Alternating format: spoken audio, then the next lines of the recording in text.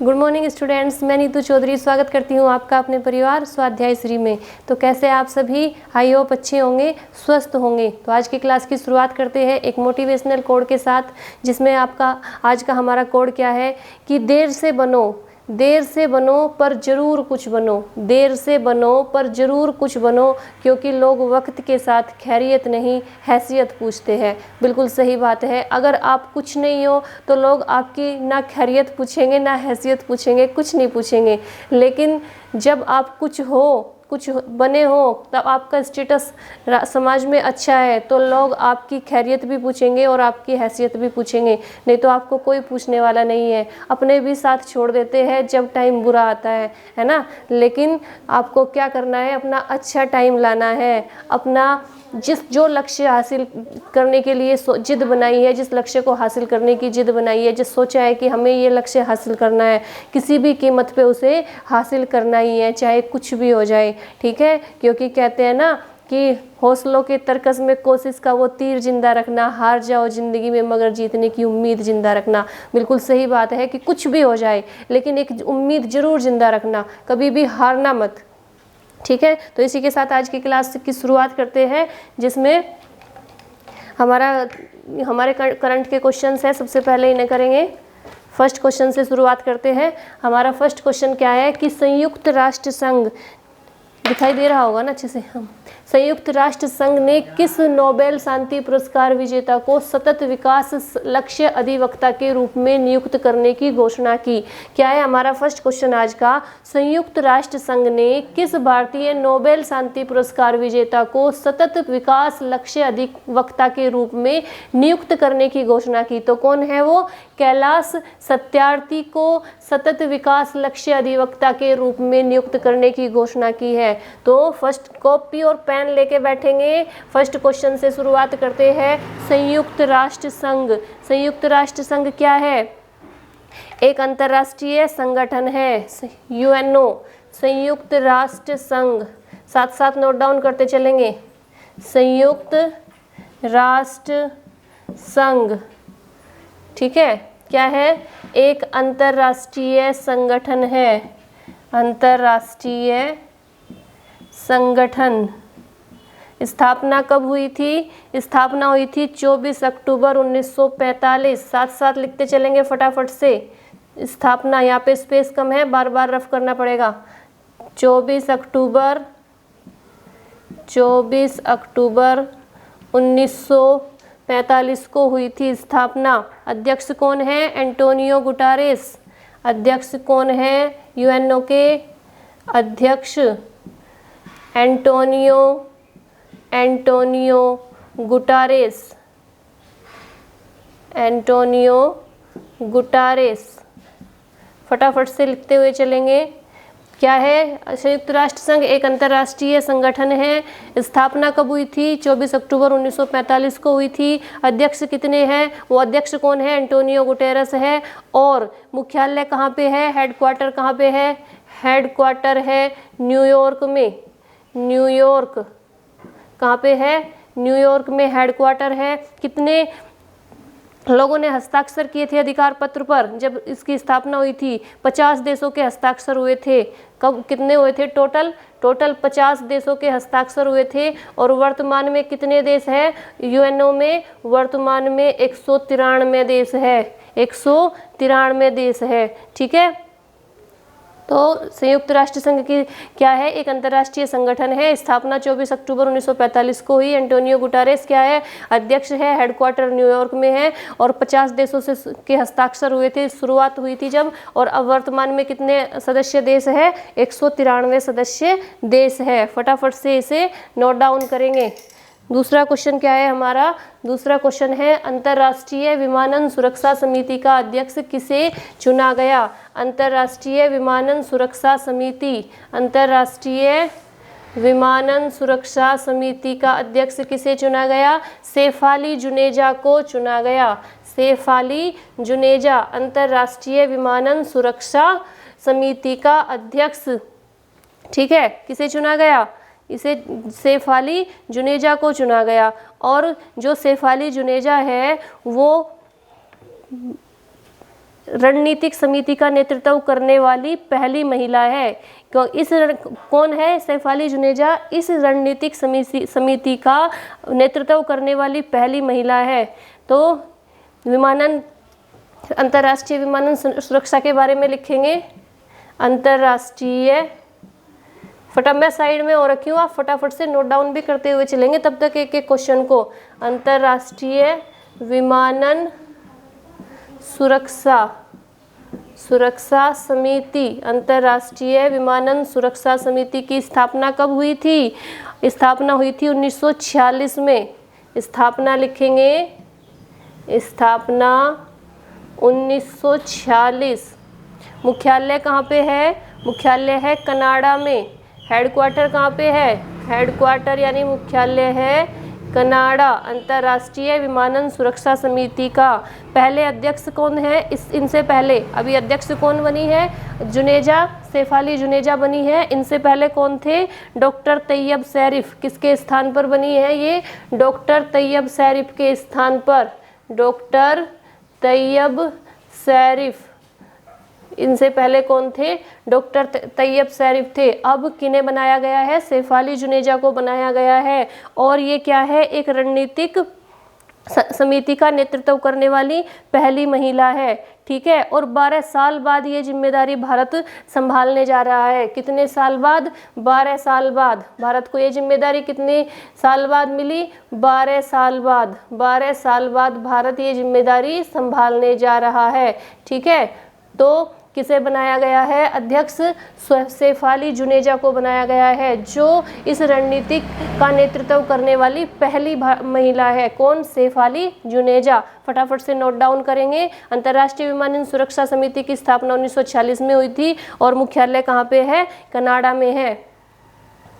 Next question लिखेंगे, देखेंगे next question, साथ साथ नोट डाउन भी करते हुए चलेंगे कि किस प्रमुख सैद्धांतिक भौतिक विज्ञानी, किस प्रमुख सैद्धांतिक भौतिक विज्ञानी एवं पद्मश्री पुरस्कार से सम्मानित भौतिक वैज्ञानिक का, किस प्रसिद्ध सैद्धांतिक भौतिक विज्ञानी एवं पद्मश्री पुरस्कार से सम्मानित भौतिक वैज्ञानिक का 64 वर्ष की उम्र में हृदय गति रुकने से निधन हो गया? उनका नाम क्या है? उनका नाम है प्रोफेसर थानू पद्मनाभन।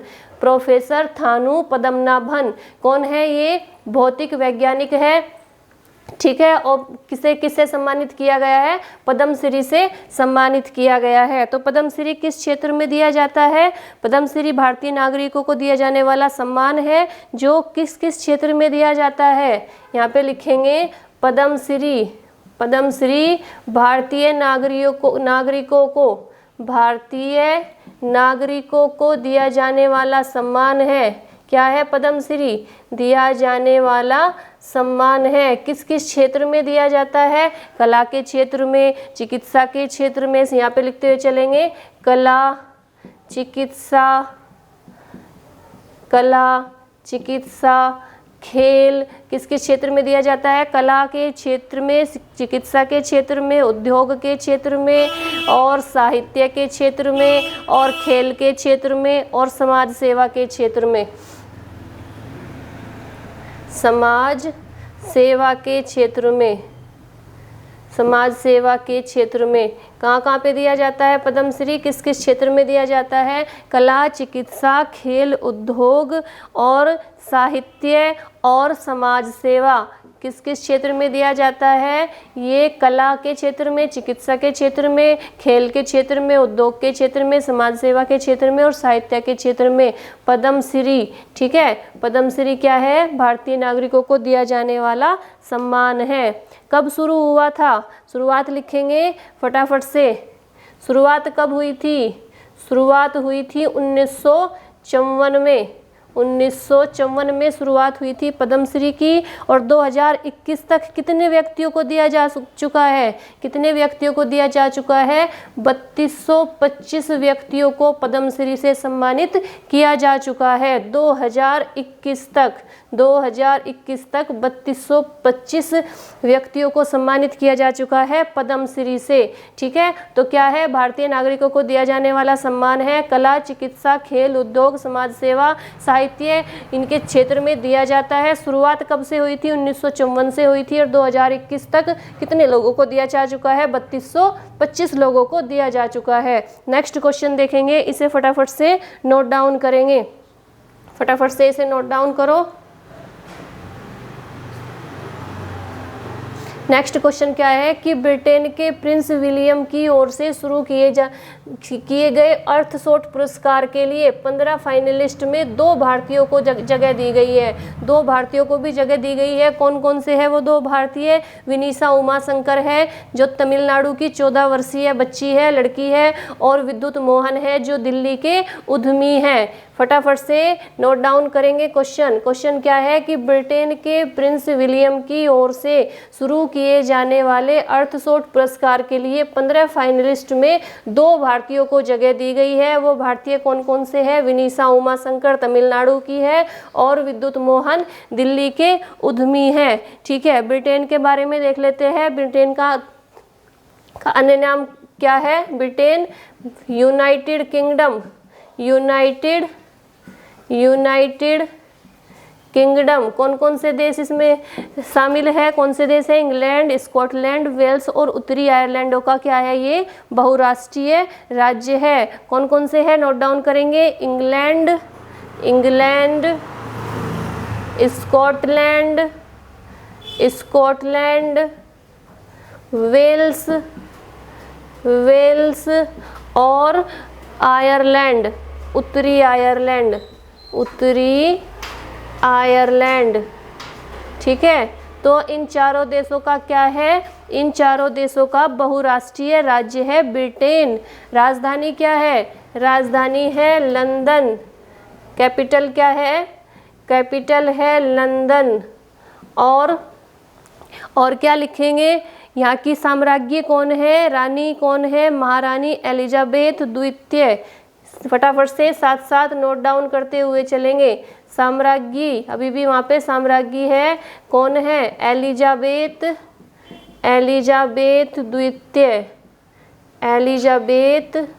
द्वितीय।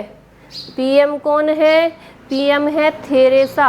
यहाँ पे लिख लेंगे, दिखाई दे रहा होगा आपको लास्ट में, इसे फटाफट से नोट डाउन कीजिए। पीएम कौन है? ब्रिटेन के थेरेसा पीएम है। इंग्लैंड, स्कॉटलैंड, वेल्स और उत्तरी आयरलैंड का क्या है? बहुराष्ट्रीय राज्य है। राजधानी क्या है? लंदन है। साम्राज्ञी यानी रानी कौन है? एलिजाबेथ द्वितीय है।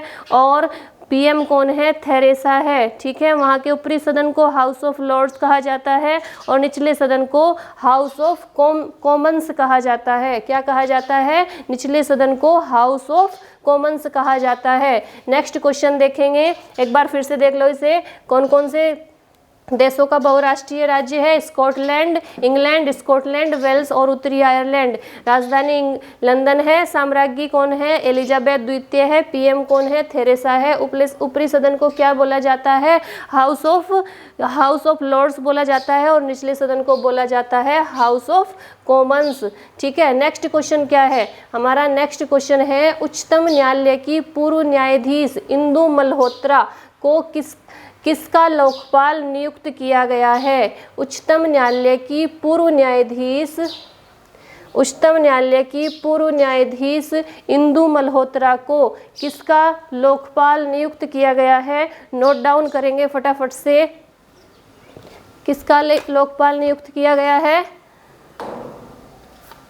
इंदु मल्होत्रा को किसका लोकपाल नियुक्त किया गया है? दिल्ली एवं जिला क्रिकेट संघ का। किसका? दिल्ली एवं जिला क्रिकेट संघ का लोकपाल नियुक्त किया गया है इंदु मल्होत्रा को, जो क्या है? पूर्व न्यायाधीश है उच्च न्यायालय की। ठीक है, तो उच्चतम न्यायालय की, सुप्रीम कोर्ट की।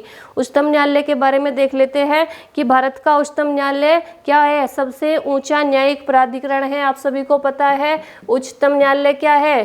सबसे ऊंचा है न्याय के लिए। उच्चतम न्यायालय यानी सुप्रीम कोर्ट। ठीक है, उसके बाद इसे भाग किसमें दिया गया है? संविधान के भाग 5 में और अध्याय 4 में। याद रखेंगे, संविधान के भाग 5 में, संविधान के भाग 5 और अध्याय कौन सा? अध्याय है 6। ठीक है, याद रखेंगे, संविधान का भाग 5 और अध्याय 6 में स्थापित किया गया है क्या? संविधान उच्चतम न्यायालय को। भारत के उच्चतम न्यायालय की स्थापना कब हुई थी? 28 जनवरी। स्थापना लिखेंगे, स्थापना कब हुई थी? 28 जनवरी 1950 को। 28 जनवरी 1950 को स्थापना हुई थी। और अब तक कितने निर्णय लिए जा चुके हैं? अब तक 24,000 से ज़्यादा निर्णय लिए जा चुके हैं उच्चतम न्यायालय में। 24,000 से ज़्यादा निर्णय फैसले हो चुके हैं। कहाँ पे? उच्चतम न्यायालय में 24,000 से ज़्यादा। और वर्तमान में मुख्य न्यायाधीश कौन है? नूतल पाटी वेंकटरमन। कौन है वर्तमान में मुख्य न्यायाधीश? यहाँ पे लिख देते हैं मुख्य न्यायाधीश कौन है? मुख्य न्यायाधीश यहाँ पे ये अध्याय 6 यहीं पे आगे लिख देती हूँ मैं, अध्याय 6 में है। और मुख्य न्यायाधीश कौन है? नूतल पाटी वेंकटरमन। नूतल पाटी वेंकटरमन वर्तमान में उच्चतम न्यायालय के मुख्य न्यायाधीश है। फटाफट नोट डाउन करते हुए चलेंगे। नेक्स्ट क्वेश्चन क्या है कि फीफा की ओर से जारी ताज़ा रैंकिंग में कौन सा देश प्रथम स्थान पर है? फीफा की ओर से जो रैंकिंग जारी हुई है उसमें प्रथम स्थान पर कौन सा देश आया है? बेल्जियम आया है। कौन सा देश आया है? बेल्जियम। फटाफट से नोट डाउन करते हुए चलेंगे। क्वेश्चन क्या है कि फीफा की ओर से जारी ताज़ा रैंकिंग में कौन सा देश प्रथम स्थान पर आया है? तो कौन सा देश आया है? बेल्जियम। बेल्जियम की राजधानी क्या है? सबसे पहले देख लेते हैं फीफा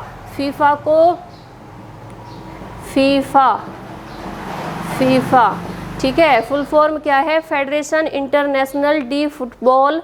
यहाँ पे लिख लेंगे फेडरेशन इंटरनेशनल फीफा की फुल फॉर्म भी पूछी जाती है। D football association. तो फुल फॉर्म क्या है? Federation international D football association. ठीक है, यह क्या है? फुटबॉल का अंतर्राष्ट्रीय नियंत्रण निकाय है। क्या है? फीफा फुटबॉल का अंतर्राष्ट्रीय नियंत्रण निकाय। फुल फॉर्म क्या है? Federation international D football association. ठीक है, फिर इसके मुख्यालय कहाँ पे है? इसका हेडक्वार्टर कहाँ पे है? हेडक्वार्टर है ज्यूरिख में है। कहाँ पे? ज्यूरिख स्विट्जरलैंड में। कहाँ पे है? ज्यूरिख में है। और ज्यूरिख कहाँ पे है? स्विट्जरलैंड में इसका हेडक्वार्टर है। किसका? फीफा का। ठीक है, इसके बाद अध्यक्ष कौन है? Gianni Infantino. अध्यक्ष कौन है वर्तमान में? अध्यक्ष गियानी इन्फेंटिनो। मैं साथ साथ बोल भी रही हूँ, आप फटाफट से नोट डाउन करते चलेंगे। इन्फेंटिनो कौन है? फीफा के अध्यक्ष है गियानी इन्फेंटिनो अध्यक्ष। ठीक है, हेडक्वार्टर कहाँ पे है? ज्यूरिख में है, स्विट्जरलैंड में है। फुल फॉर्म क्या है? Federation international D football association है। और स्थापना कब हुई थी? 21 मई 1904 को हुई थी। स्थापना कब हुई थी? स्थापना हुई थी 21 मई 1904। 21 मई 1904। और कहाँ पे हुई थी? फ्रांस में हुई थी, फ्रांस के पेरिस में हुई थी स्थापना। 21 मई 1904 को फीफा की स्थापना हुई थी। और फीफा के सदस्य संघ कितने हैं? 211 है। सदस्य संघ कितने हैं? फीफा के 211 सदस्य संघ है। तो फुल फॉर्म क्या हुई? Federation international D football. स्थापना हुई 21 मई 1904 को। कहाँ पे हुई? पेरिस में, फ्रांस में। पेरिस क्या है? फ्रांस की राजधानी है। इसके बाद हेडक्वार्टर है ज्यूरिख, स्विट्जरलैंड में है। अध्यक्ष है गियानी इन्फेंटिनो। सदस्य संघ कितने हैं? 211 सदस्य संघ है। इसे मैं रफ कर देती हूँ, आप फटाफट से नोट डाउन करेंगे। इसके बाद क्वेश्चन क्या है कि फीफा की ओर से जारी ताजा रैंकिंग में कौन सा देश था? बेल्जियम। बेल्जियम को देख लेते हैं। बेल्जियम की राजधानी क्या है? फटाफट से लिखेंगे, बेल्जियम। बेल्जियम। बेल्जियम की कैपिटल क्या है? ब्रुसेल्स। ब्रुसेल्स क्या है? ब्रुसेल्स है बेल्जियम की कैपिटल। और क्या है? ये उत्तरी पश्चिमी यूरोप का देश है। क्या है? बेल्जियम। बेल्जियम क्या है? उत्तरी पश्चिमी यूरोप का देश। उत्तरी पश्चिमी यूरोप का देश है बेल्जियम। उत्तरी पश्चिमी यूरोप का देश। फटाफट से नोट डाउन करते हुए चलेंगे। क्या है? उत्तरी पश्चिमी यूरोप का देश है। राजधानी ब्रुसेल्स है। राजभाषा कौन सी है? डच है, फ्रांसीसी है और जर्मनी है। 3 राजभाषाएं हैं। कौन कौन सी है राजभाषा? राजभाषा डच है, डच, फ्रांसीसी और जर्मन। कौन कौन सी है? डच है, फ्रांसीसी है और जर्मन है। राजा कौन है वहाँ पे? फिलिप है। कौन है राजा बेल्जियम में? किंग कौन है? फिलिप। और पीएम कौन है? पीएम भी लिख लेते हैं। पीएम है चार्ल्स माइकल पीएम है। ठीक है, तो राजधानी क्या हो गई? ब्रुसेल्स हो गई। उत्तरी पश्चिमी यूरोप का देश है। राजभाषा 3 है, डच है, फ्रांसीसी है, जर्मन है। किंग फिलिप है और पीएम कौन है? चार्ल्स माइकल है। फटाफट से नोट डाउन करेंगे। नेक्स्ट क्वेश्चन क्या है हमारा? नेक्स्ट क्वेश्चन है कि 18 सितंबर को किस दिवस के रूप में मनाया गया? तो विश्व बांस दिवस के रूप में। बांस समझते हो ना क्या होता है? बांस जिससे तंबू बनाए जाते हैं, बांस वो होते हैं। ठीक है, तो उस 18 सितंबर को किस दिवस के रूप में? बांस देखे होंगे ना, शादी में खड़े रहते हैं ना, वो लकड़ी के जो लंबे लंबे डंडे होते हैं वो बांस के बने होते हैं। ठीक है, तो उसे ये 18 सितंबर को किस दिवस में मनाया गया है? ये विश्व बांस दिवस के रूप में मनाया गया 18 सितंबर को। सितंबर के मैंने सारे जितने भी इम्पोर्टेंट डेज हैं वो मैंने स्टैटिक जीके में आपको बहुत अच्छे से ट्रिक के साथ करा रखे हैं। हर महीने के, जनवरी से लगाकर दिसंबर तक हर महीने के क्या करा रखे हैं मैंने? इम्पोर्टेंट डेज, और वो भी ट्रिक के साथ, जिससे आप उसे कभी भूल ना पाओ। ठीक है, तो इसे फटाफट से नोट डाउन करेंगे। हमारा नेक्स्ट क्वेश्चन क्या है कि बीसीसीआई जूनियर चयन समिति, बीसीसीआई जूनियर चयन समिति के चेयरमैन कौन बने हैं? तो कौन बने हैं बीसीसीआई जूनियर चयन समिति के चेयरमैन? ये बने हैं श्रीधरन शरत। श्रीधरन शरत को बीसीसीआई जूनियर चयन समिति का क्या बनाया गया है? चेयरमैन बनाया गया है। तो एक बार देख लेते हैं जूनियर चयन समिति क्या कहाँ की है? ये जो कौन कौन से हैं अध्यक्ष तो बने हैं श्रीधरन। जूनियर चयन समिति के अध्यक्ष कौन है? क्वेश्चन नंबर डाल देती हूँ मैं यहाँ पे। अध्यक्ष बने हैं, अध्यक्ष श्रीधरन शरत बने हैं। और इसके अलावा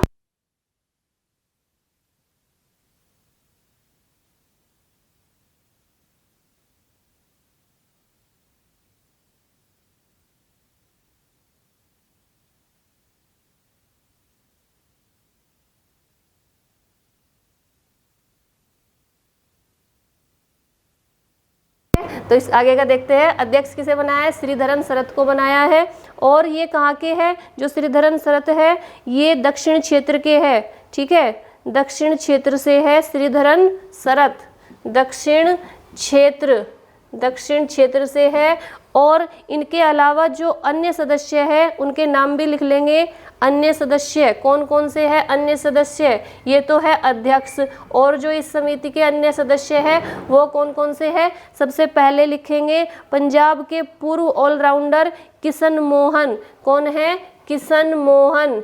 किशन मोहन वो क्या है? पंजाब के पूर्व ऑलराउंडर है। पंजाब के पूर्व ऑलराउंडर। ऑलराउंडर ये किस क्षेत्र से है?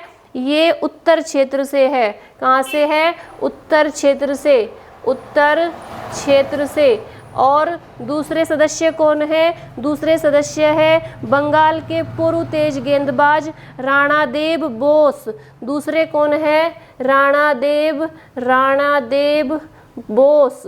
राणादेव बोस ये क्या है? बंगाल के पूर्व तेज गेंदबाज। बंगाल के पूर्व तेज गेंदबाज कौन है? राणादेव बोस। राणादेव बोस ये किस क्षेत्र से है? ये हमारे पूर्वी क्षेत्र से है। पूर्वी क्षेत्र से। पूर्वी क्षेत्र से। तीसरे कौन है? गुजरात के पूर्व बल्लेबाज पथिक पटेल।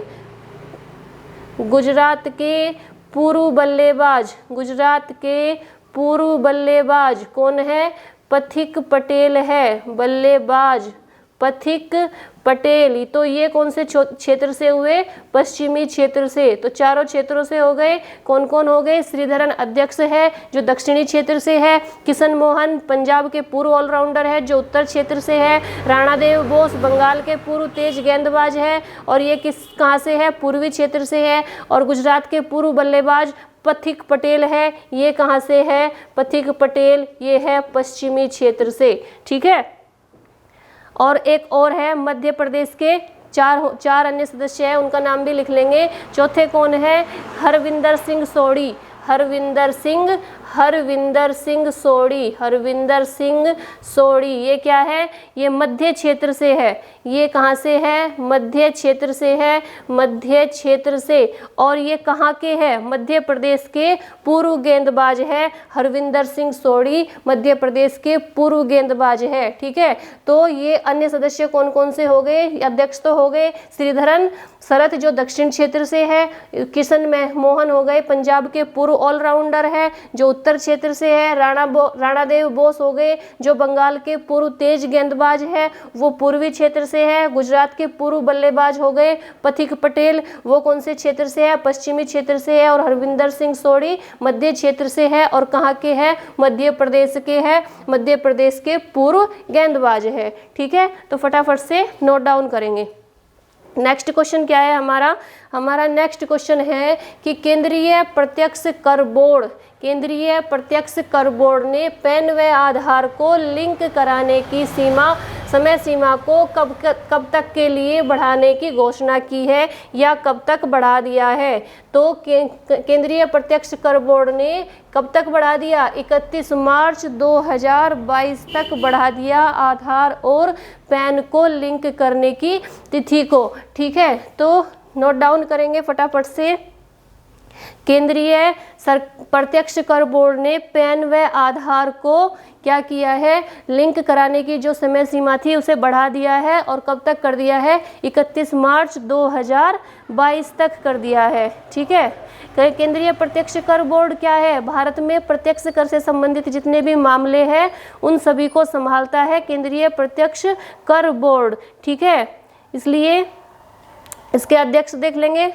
केंद्रीय प्रत्यक्ष कर बोर्ड के अध्यक्ष केंद्रीय प्रत्यक्ष कर बोर्ड क्या करता है? ये जो जितने भी मामले हैं प्रत्यक्ष कर से संबंधित उन सभी को संभालता है। और राजस्व बोर्ड अधिनियम 1963 से इसे अधिकार प्राप्त है। ठीक है। यहाँ पे अध्यक्ष किसे बनाया गया है? जे.बी. महापात्रा को। जे.बी. महापात्रा केंद्रीय प्रत्यक्ष कर बोर्ड के अध्यक्ष कौन है? ये 1885 बैच के भारतीय 1885 बैच के क्या है? भारतीय 1885 बैच के भारतीय राजस्व सेवा आयकर के अधिकारी है। राजस्व सेवा आयकर के अधिकारी, राजस्व सेवा आयकर के अधिकारी कौन है? ये JB महापात्रा अधिकारी, जो किसके अध्यक्ष है? जो केंद्रीय प्रत्यक्ष बोर्ड कर के अध्यक्ष है। फटाफट से नोट डाउन करते हुए चलेंगे। नेक्स्ट क्वेश्चन क्या है हमारा कि उत्तर प्रदेश सरकार ने किस योजना को शुरू करने की घोषणा की है? तो उत्तर प्रदेश सरकार ने कौन सी योजना शुरू की है हाल ही में?